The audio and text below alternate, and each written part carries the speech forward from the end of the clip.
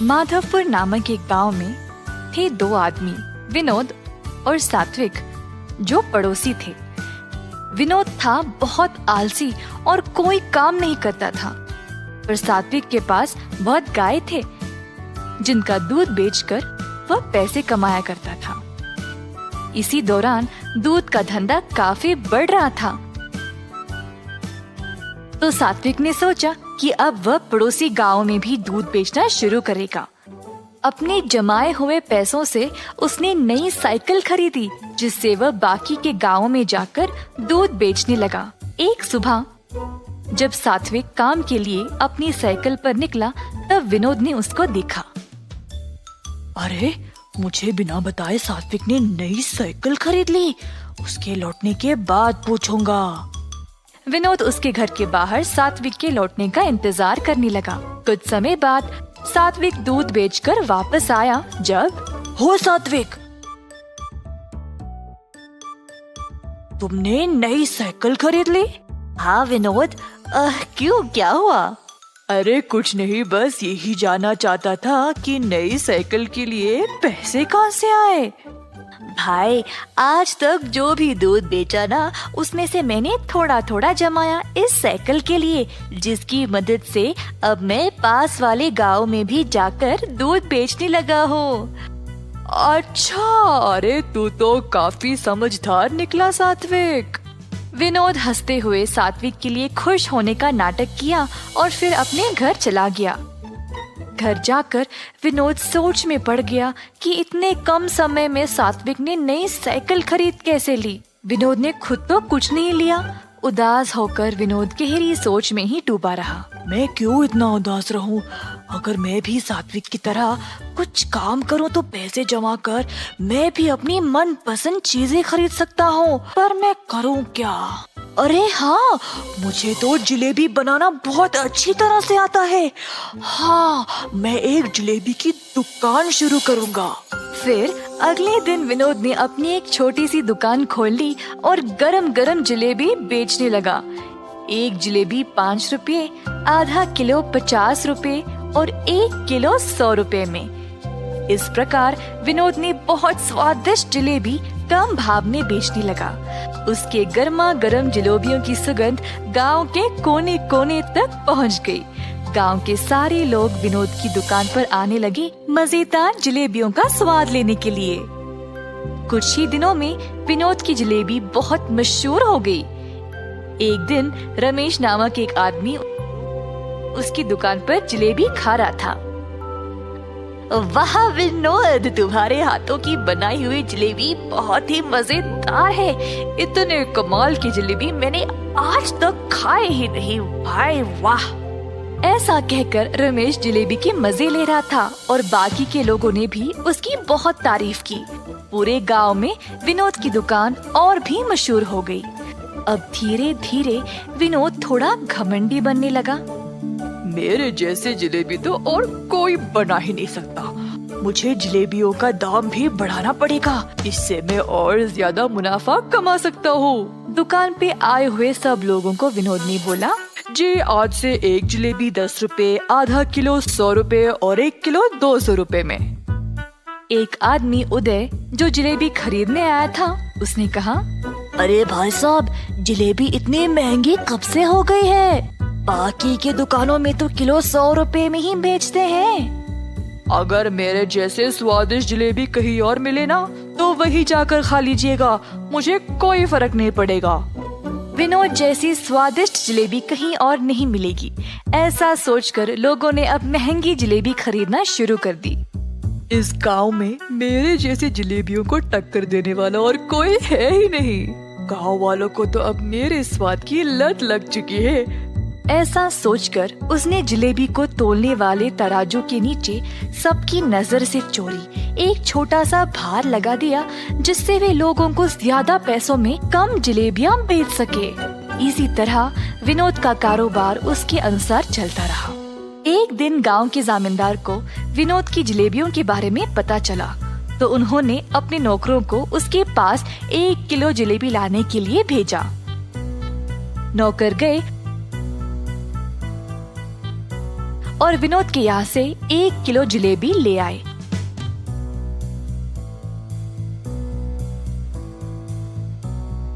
और जामींदार जी को दे दिया।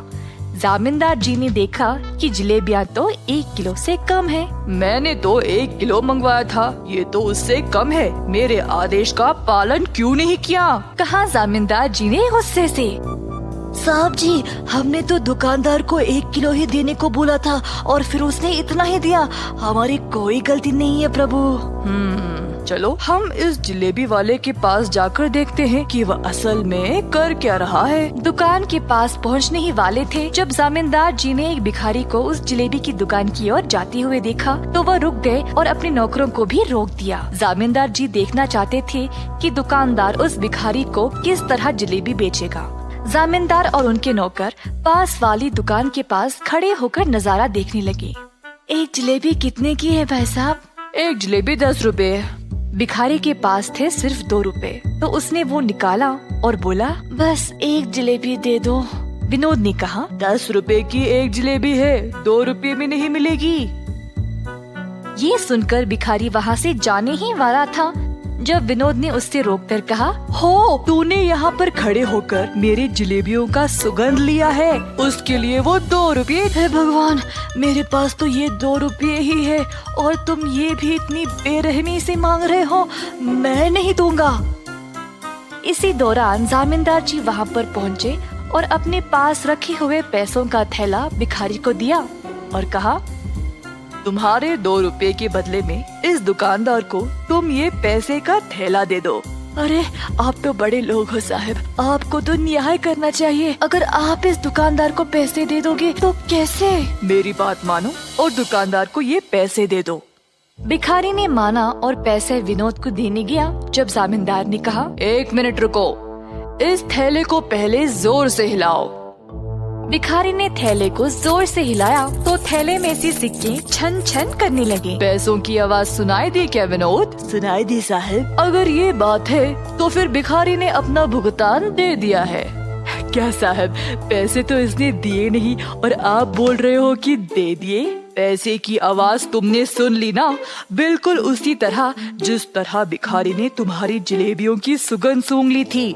तुम्हें तुम्हारी जलेबियों की सुगंध के पैसे इस थैले के पैसों की आवाज से ही मिल गई। तुरंत विनोद को अपनी गलती का एहसास हुआ और उसने जामींदार जी से माफी मांगी। तुमने केवल यही गलती नहीं की, तुम्हारे जलेबियों का मूल्य बाकी की दुकानों से बहुत ही ज्यादा है और उसके ऊपर गलत तरीके से तोलकर तुम ज्यादा पैसों में कम जलेबियां बेचते हो। साहब जी, बस एक बार के लिए मेरी गलती को माफ कर दो, मैं ऐसी गलती दोबारा कभी नहीं करूँगा। तुमने आज तक बहुत गलतियाँ की है, तुम्हें तो इस गरीब को एक जलेबी भी देने का मन नहीं किया। अब मैं तुम्हें ये आदेश देता हूँ कि अभी इसी वक्त अपनी इस जलेबी की दुकान को बंद करो। ये बात सुनकर विनोद उदास हो गया। जब उसी रास्ते सात्विक आया, विनोद की परिस्थिति देखकर सात्विक उसकी दुकान पर आया और बोला, जामींदार साहब, मैं आपसे विनती करता हूँ, कृपया आप विनोद को इस बार माफ कर दे। सात्विक के अच्छे स्वभाव के बारे में जानते हुए इस बार तो सात्विक की बात सुनकर उसके अच्छे बर्ताव को ध्यान में रखते हुए मैं तुम्हें माफ कर देता हूँ विनोद। कम से कम अब से पूरा मन लगाकर मेहनत से और ईमानदारी से अपना काम करो। ऐसा कहते हुए जामींदार जी वहाँ से चले गए। सात्विक और जामींदार जी की बात सुनकर विनोद ने अच्छा नाम कमाने का ठान लिया। इस वजह से अब और भी लोग उसके पास जलेबी खाने आने लगे। अंत में विनोद खुशी खुशी से और सच्चाई से अपना जीवन बिताने लगा। एक लंबे समय पहले एक गांव में जगन और सरस्वती नामक पति पत्नी रहते थे। उनका ऋत्विक नामक एक होशियार बच्चा भी था। उनके खुद का एक होटल भी था। वहाँ हर रोज स्वादिष्ट और अच्छा सुगंध आने वाला बज्जी बना के बेचते थे। ऋत्विक भी पढ़ते हुए उसके माँ बाप का मदद करता था। हमेशा की तरह जगन बज्जी बना के बेचने लगता है। आलू बज्जी, मिर्ची बज्जी, ऑनियन बज्जी, आइए बाबू आइए। ऐसे जोर जोर से चिल्लाने पर उस रास्ते में जाते हुए लोग सारे उस सुगंध की वजह से भजिया खरीद के जाते थे। ऋत्विक होटल में अपने माँ बाप की सहायता करने के बाद अपनी माँ को बता के कुछ भजिया अपने दोस्तों को खिलाने अपने साथ लेके खेलने चला जाता था। ऐसे उस दिन ऋत्विक हर रोज की तरह उसका काम खत्म करके होटल में से कुछ भजिया लेके अपनी माँ को बोल के निकल पड़ा।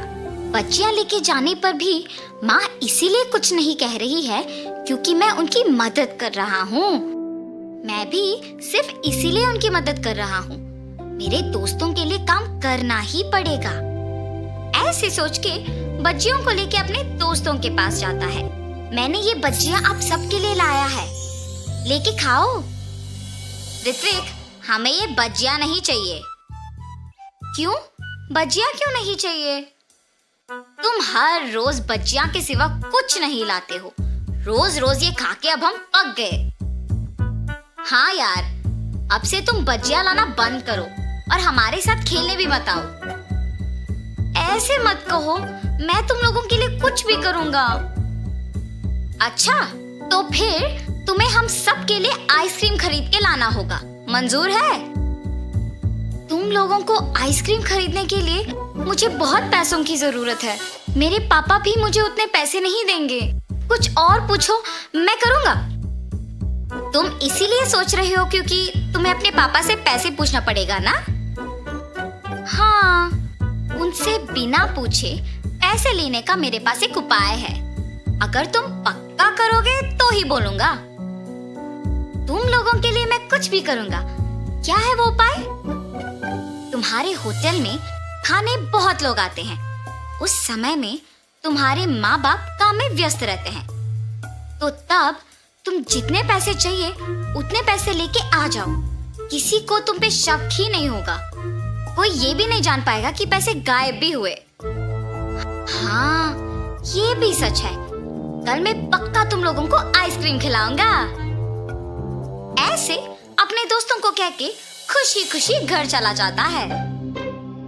अगले दिन जब उसके माँ बाप काम में लगे हुए थे, ऋत्विक किसी को दिखे बिना चुपके से पैसे लेके अपने दोस्तों के पास चले जाता है। मैंने कहा था ना कि तुम सबको मैं आज आइसक्रीम खिलाऊंगा। चलो जाके खाएंगे। ऐसे वो उसके दोस्तों को लेके आइसक्रीम बेचने वाले के पास जाता है और सबको आइसक्रीम खिलाता है। कल क्या चाहिए बोलो, मैं खरीदूंगा। कल तुम जो कहो वही चाहिए हमें। ठीक है, कल मैं तुम लोगों को मेरा मनपसंद खाना खिलाऊंगा। ऐसे कहकर वो घर चला जाता है। रात में सोए बिना अपने दोस्तों के बारे में सोचते रहता है। कल मुझे अपने दोस्तों को कुछ अनपेक्षित खिलाना होगा। मतलब मुझे कल और पैसे लेके जाना होगा। ऐसे ऋत्विक अपने दोस्तों के कहा मान के हर रोज अपने माँ बाप को बताए बिना उनकी मनपसंद चीजें खरीद के देता था। आखिर में ये उसका एक बुरी आदत बन चुका था। हर रोज की तरह जब एक दिन ऋत्विक उसके माँ बाप के काम करते वक्त पैसे लेने गया था, तो उसकी माँ उसे देखती है। ऋत्विक, यहाँ आओ। हाँ माँ, क्या हुआ? तुम वहाँ क्या कर रहे थे? मैं कुछ नहीं माँ। सच कहो, मैंने तुम्हें पैसे लेते हुए देखा। ऐसे बिना पूछे पैसे लेना गलत है। क्या तुम्हें नहीं पता? तुम अब पैसे भी चोरी करना सीख गए। माँ, मुझे माफ करो। मैंने अपने दोस्तों के लिए ये सब किया है। आइंदा ऐसे कभी नहीं करूँगा। पहली बार है इसलिए कुछ नहीं कह रही हूँ। आइंदा ऐसे करोगे तो चुप नहीं रहूंगी। जी माँ। लेकिन उसकी माँ ये सोच में पड़ के दुखी होती है कि उसके बेटे को ये बुरी आदत आया कैसे। उसकी माँ को जब ऋत्विक ने ऐसे देखा तो वो तुरंत बदल गया। अपने दोस्तों के पास जाना बंद कर दिया। हर रोज अच्छे से पढ़ के अपने माँ बाप की मदद करते हुए रहता था। ऐसे कुछ दिनों बाद अचानक पैसों की पेटी में पैसे नहीं दिख रहे थे। उससे उसकी माँ को ऋत्विक पे ही शक आता है और जो कुछ भी उससे पहले हुआ उसके पति को बताती है। तब जगन और सरस्वती दोनों ऋत्विक के पास जाके पूछते हैं, ऋत्विक, पैसों की पेटी में पैसे नहीं हैं, तुमने ही लिया है ना? माँ, जब से तुमने बोला तब से मैंने चोरी करना बंद ही कर दिया। मेरे दोस्तों के पास भी जाना बंद कर दिया। मुझे उन पैसों के बारे में कुछ नहीं पता। बेटा, अगर तुमने उस पेटी से पैसे लिए हैं तो कह दो हमें, हम कुछ नहीं कहेंगे। अगर तुमने नहीं लिया तो पेटी से पैसे कैसे गायब हुए? किसने निकाला होगा? सच कहो ऋत्विक। माँ, मुझे सच में नहीं पता है कि पैसे कहाँ गए। इससे पहले मेरा पैसे लेना सच ही है, मगर मैंने वो सब बंद कर दिया। अब तो मैंने नहीं लिया। जब से पैसे खो गए तब से जगन और सरस्वती बहुत ध्यान से सब पे नजर रख के काम करने लगे। मेरे पास पैसे खत्म हो गए। कुछ दिन पहले एक होटल से बहुत आसानी से पैसे चोरी कर लिया था मैंने। वापस वही जाके पैसे लेके आऊंगा। ये फैसला करके वापस उस होटल को जाता है। बच्चियां खा के पैसे देने का नाटक कर रहा था और कोई ना देखने के समय में पैसे चोरी करने वाला था जब जगन उसे रंगे हाथ पकड़ लेता है।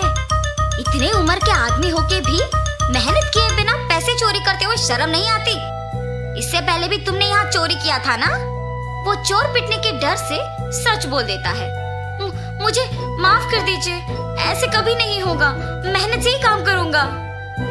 चोर को उसकी गलती का एहसास होने पर जगन उसे माफ कर देता है। ऋत्विक पे उसकी गलती के बिना शक करने के लिए उसके माँ बाप दुखी होते हैं।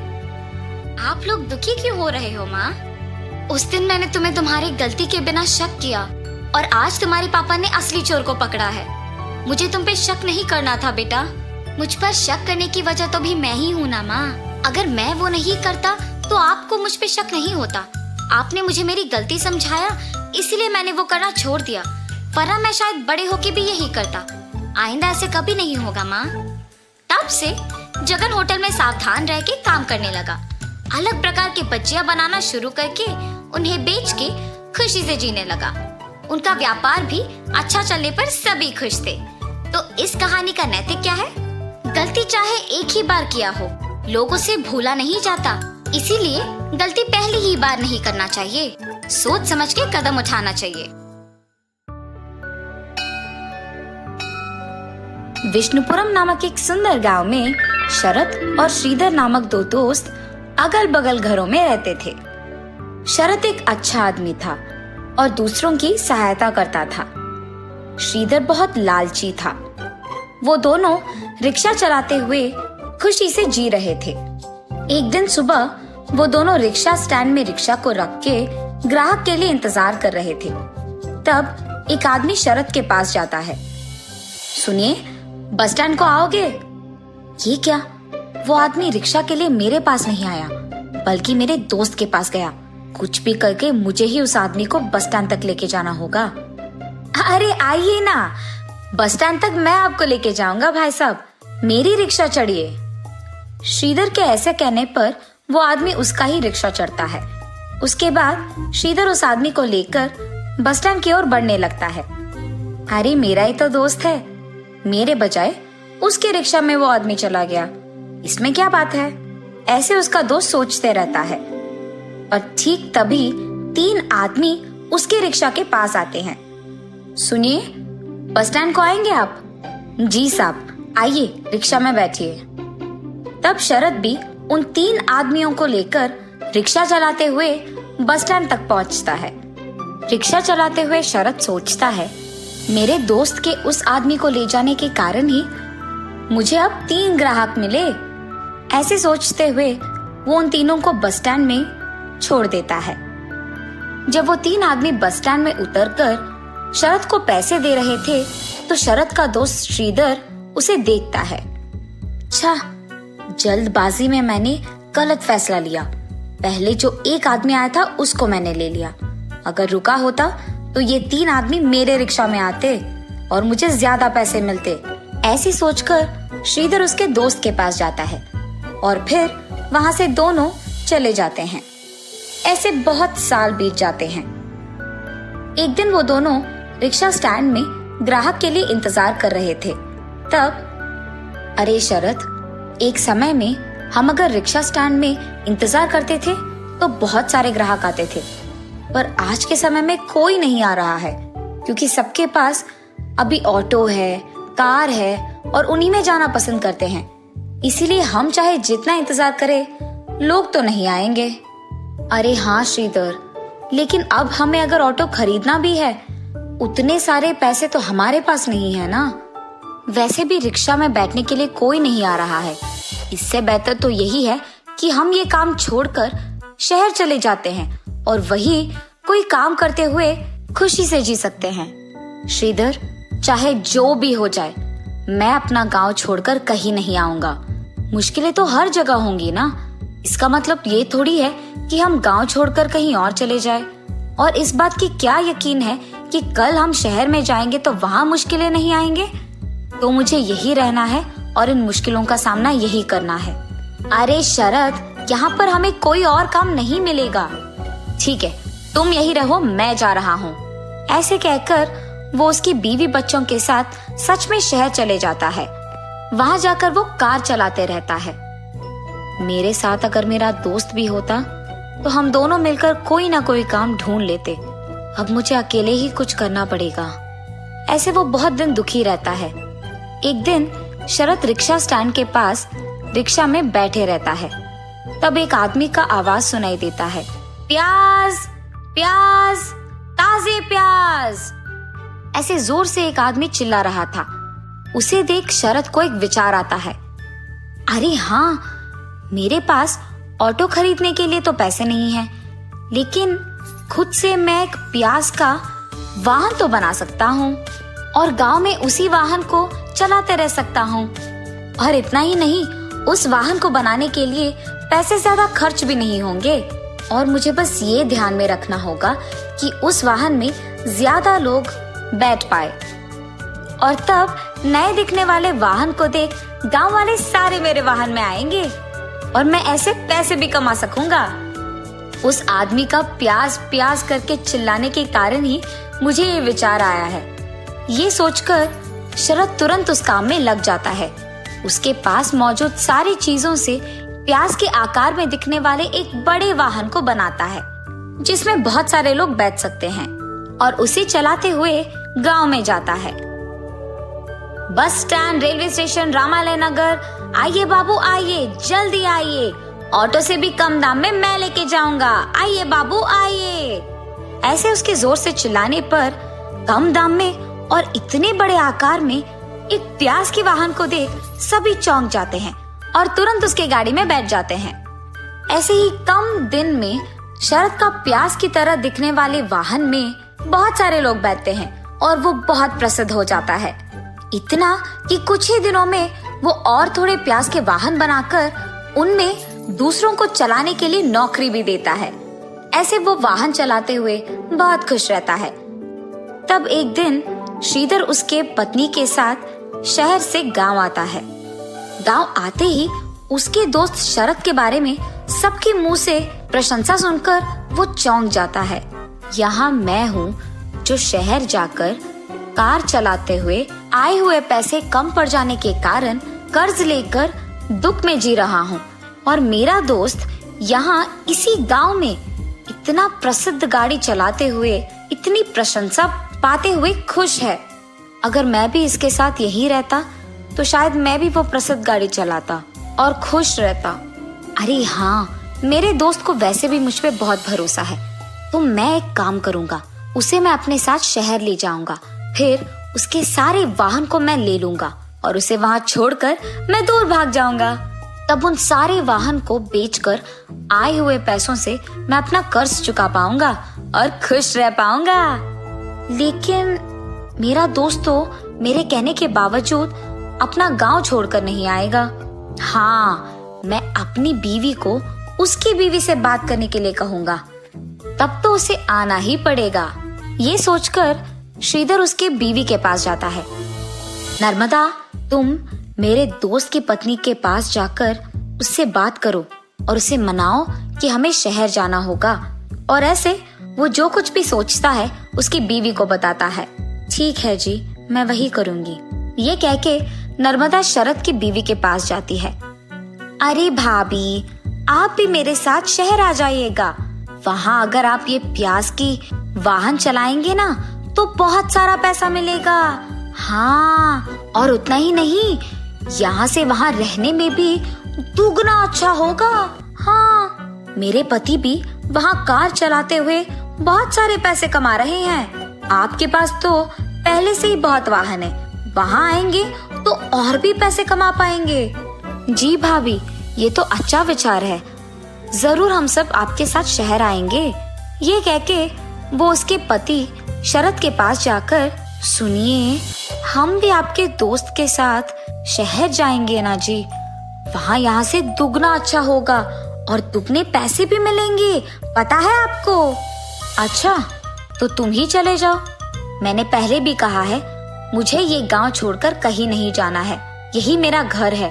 उसके पति के ऐसे कहने पर इसी बात को कहने वो नर्मदा के पास जाती है। वहां पहुंचते ही पति पत्नी को कुछ बात करते हुए सुनकर वो दरवाजे के पास ही रुक जाती है। नर्मदा, क्या तुमने मेरे दोस्त की बीवी से बात किया है? कुछ भी करके उन्हें हमारे साथ शहर ले जाना ही होगा।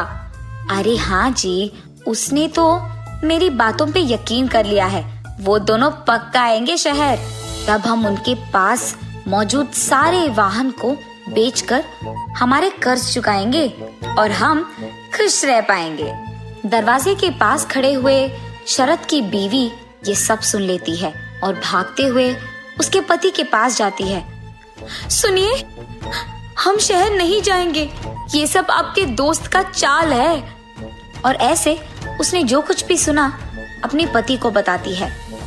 क्या मेरा दोस्त कर्जों में फंसा है, इसीलिए वो ऐसा है? कुछ भी करके मेरे पास मौजूद वाहन को बेचकर भी उसका कर्ज चुकाना होगा। क्या एक तरफ आपका दोस्त आप पे जाल बिछा रहा है, आपको धोखा दे रहा है, और आप सोच रहे हैं कि आप उसकी मदद करेंगे? ये क्या है जी?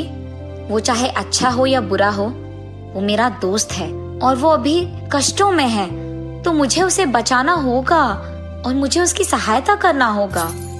ये कह के वो वहां से उसके दोस्त के पास चले जाता है। श्रीधर, मुझे नहीं पता था कि तुम यहाँ आए हो, वरना मैं तुम्हारे पास आ जाता। और अगर मुझे पहले ही पता होता कि शहर में तुम्हारी इतनी मुश्किलें हैं, तो मैं तुम्हारी मदद कर देता। इसके लिए मुझे धोखा देने की कोई जरूरत नहीं। मैं खुद एक वाहन बेचकर तुम्हें वो पैसे दे दूंगा और तुम अपना कर्ज चुका सकते हो। उसके बाद तुम भी यहाँ मेरे साथ रह जाओ, हम दोनों ये गाड़ी चलाते हुए खुश रह पाएंगे। ऐसे वो अपनी बीवी की बातें श्रीधर को बताता है। शरद, मैं तुम्हें धोखा देना चाहता था, ये जानकर भी तुम मेरी मदद करने यहाँ आए। मुझे अपने आप पे घिन आ रही है और मुझे अब अपनी गलती का एहसास हुआ है। तुम एक अच्छा इंसान हो और उससे बेहतर दोस्त हो मेरे। अब से मैं तुम्हारे साथ ही रहूंगा और आइंदा ये गलती नहीं करूंगा। तुम्हें अपनी गलती का एहसास हो गया ना, और तुम मेरे साथ रहना चाहते हो। बस यही चाहता था मैं। अब मुझे बहुत खुशी है, हम दोनों को हमेशा ऐसे ही रहना है। तब से वो दोनों दोस्त साथ में रहते हुए उसी गांव में प्याज का वाहन चलाते हुए बहुत खुश रहते हैं।